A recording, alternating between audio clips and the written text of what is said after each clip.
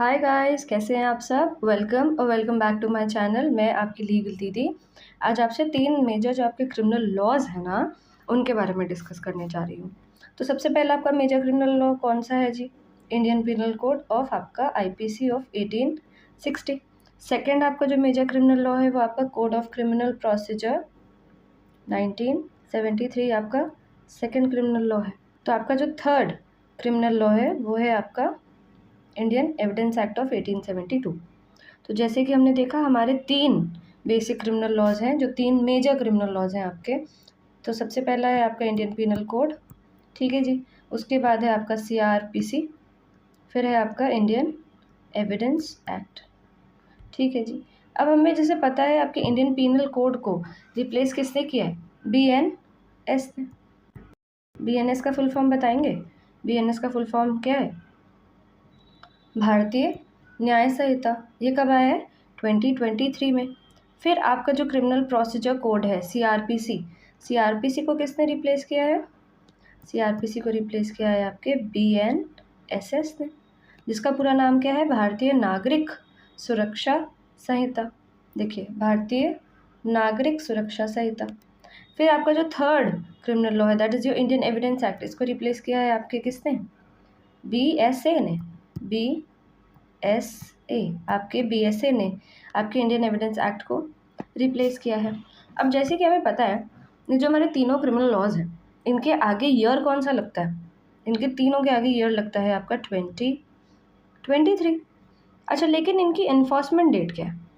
Enforcement date आपकी बहुत important है, आपको पता होना चाहिए कि एनफोर्समेंट डेट इन तीनों मेजर क्रिमिनल लॉज की है 1 जुलाई 2024।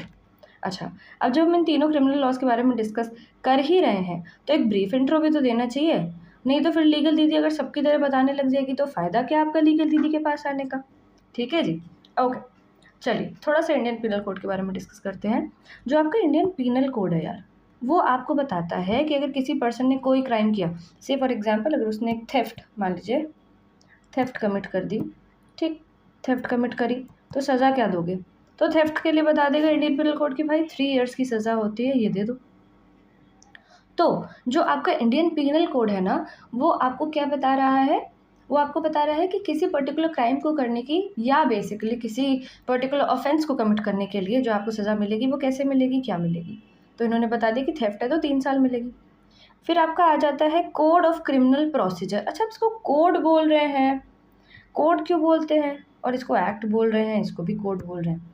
अच्छा, जब हम कोड बोलते हैं ना तो उसमें काफ़ी सारी चीज़ें होती है, काफ़ी सारी चीज़ों की डिटेल्स की डिस्कशन होता है। लेकिन जब अपन एक्ट बोलते हैं तो वो छोटा होता है, थोड़ा सा क्रिस्प होता है, ठीक है। तो अब कोड ऑफ क्रिमिनल प्रोसीजर आपको बताएगा, यार एक बात बताओ ना, मैंने कहा कि मान लो सुमन एक है बंदी, उसने थेफ्ट कमिट किया। सुमन ने थेफ्ट कमिट किया, मान लो सुमन ने मेरा मोबाइल फ़ोन चुरा लिया, ठीक है जी, सुमन ने मेरा मोबाइल फ़ोन चुरा लिया। और सारी चीज़ें जब देखी गई कोर्ट ने, मतलब अब सारा जो सीसीटीवी फुटेज है उसमें सब दिख रहा है कि यार ये सुमन है, ये लड़की, और ये उठा के मोबाइल लेके चुराते हुए देखी गई, अपने बैग में रख के ले गई, हाउस हेल्प थी, उसने उठा के ले गई।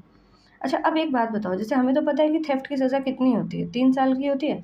तुरंत जेल में ले जाते हैं और 3 साल की सज़ा दे देते हैं।